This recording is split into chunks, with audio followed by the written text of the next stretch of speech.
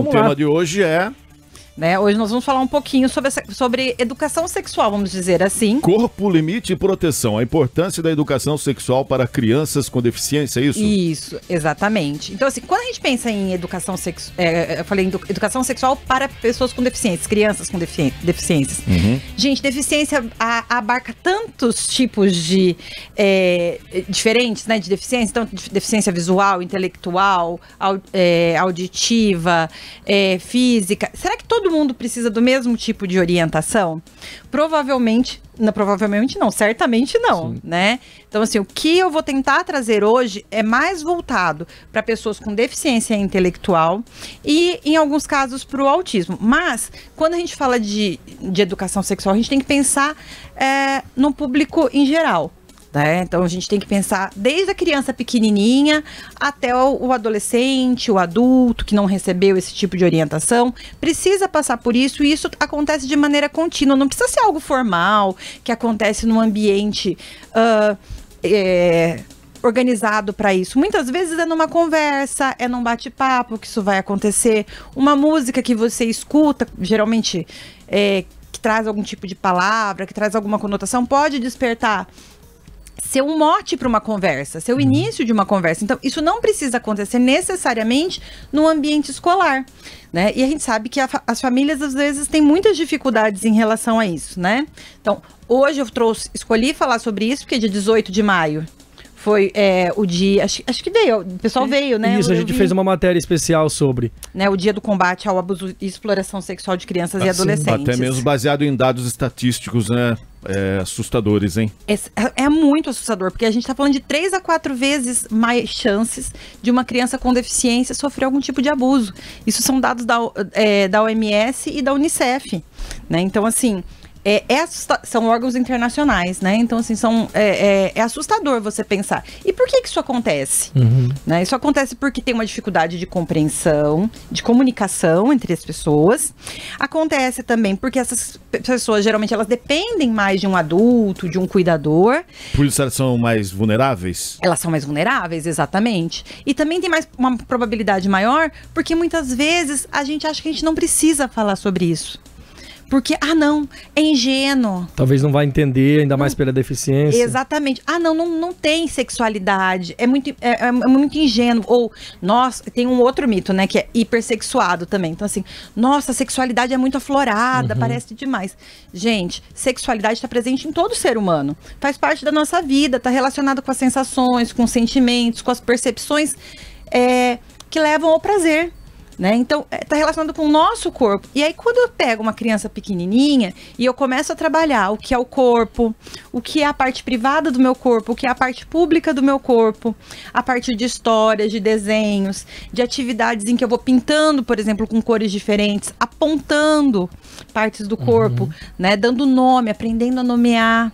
Tudo isso já vai me ajudando a me apropriar do meu corpo, né? E entender que é meu, e que só vai tocar nesse corpo quem eu permitir, né? Então, isso é uma coisa muito importante da gente pensar, né? E é uma dificuldade que as famílias, até a escola tem, de saber como abordar isso com uma criança que tem deficiência, principalmente a deficiência intelectual.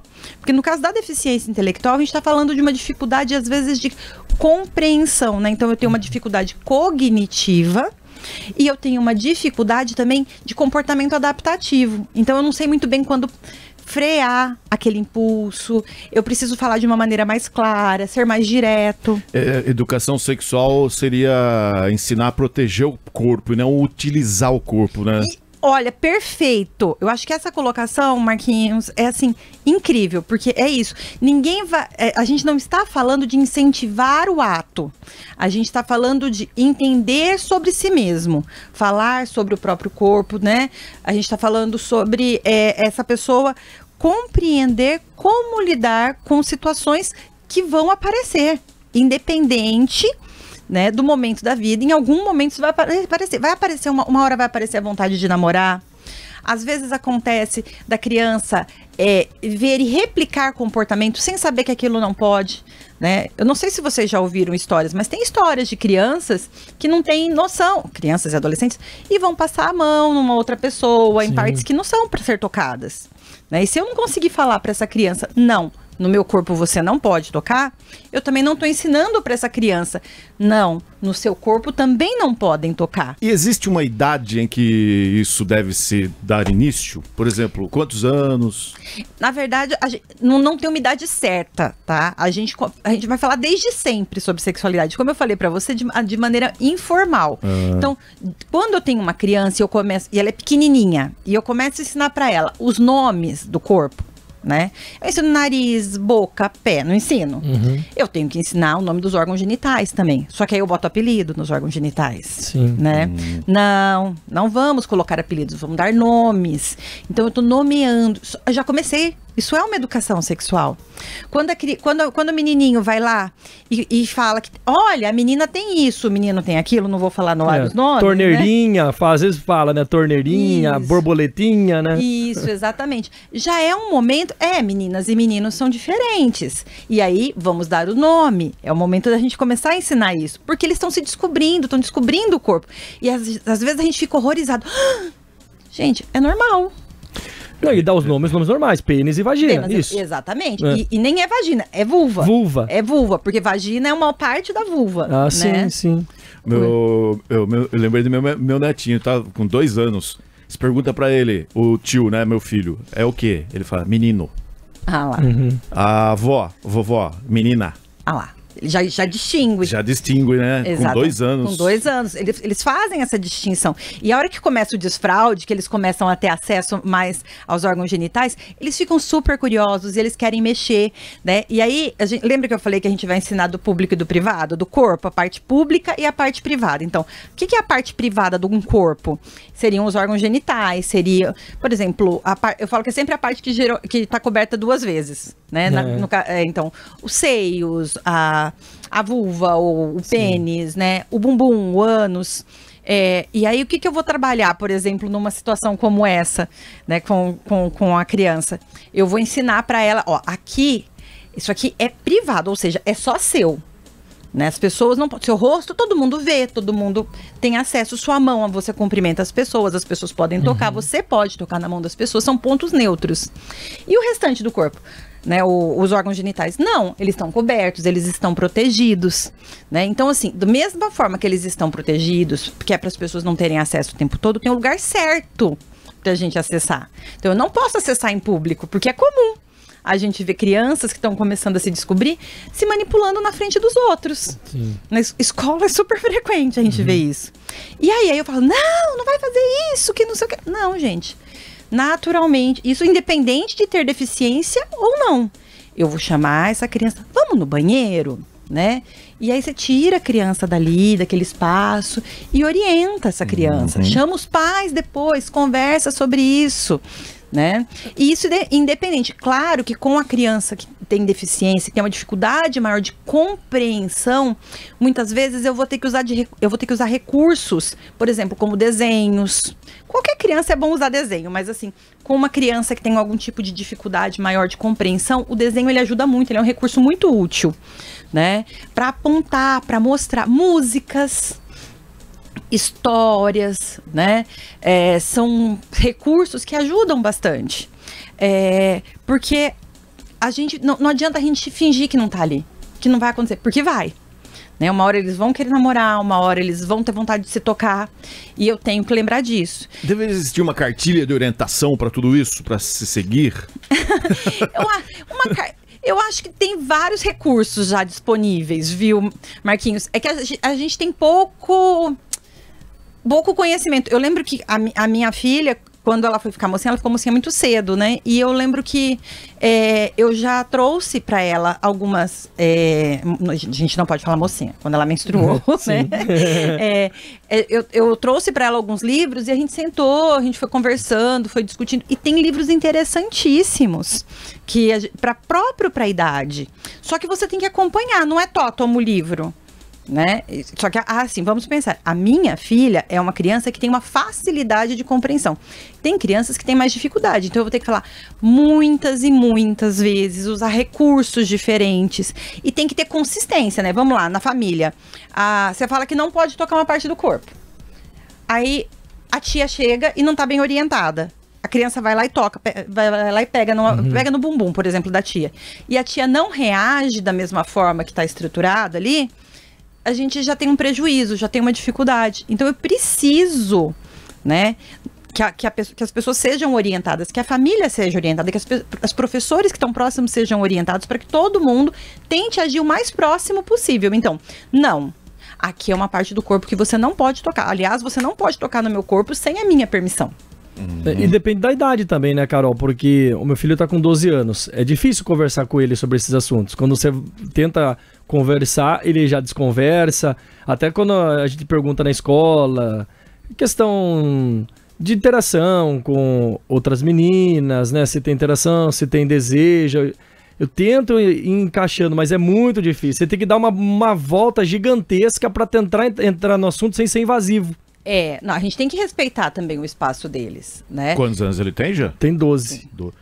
Então, o meu tá com 10, tá indo pra 11. Tem coisas que eu comento que você percebe que ele ainda não assimila. Sim. Não conhece, sabe? Então, por isso que a gente tem que respeitar a curiosidade deles, né? Então, quando traz, por exemplo, porque o fulaninho ou a fulaninha beijou.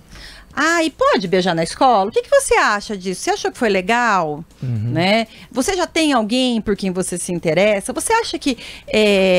O que você acha de namorar na sua idade?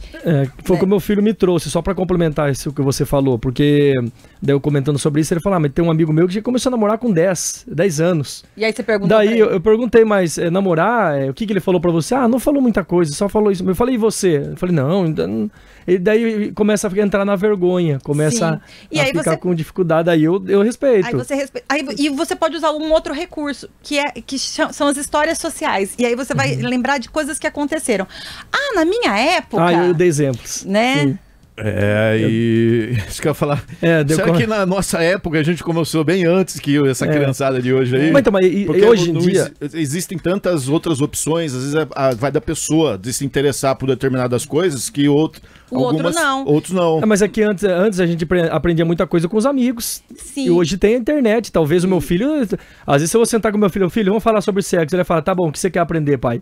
Talvez seja assim, mas a gente tem que tomar cuidado, porque o que eles têm acesso na internet nem sempre é algo que é de qualidade. Não, mas não tô falando eu tô falando que às vezes a criança deixa de conversar com o pai, com a mãe, porque já tá buscando informação. Mas de qualquer jeito, a gente tem que criar esse espaço de conversa, porque eu tenho que ter uma referência para eu contar quando alguém me tocou de uma maneira que eu me senti invadida, entendeu? Ou quando alguém me olhou de um jeito que me fez mal. Né? Ou perguntar pra minha mãe, o que eu faço quando um menino vem falar comigo e eu não quero esse menino? Ou uma menina, né?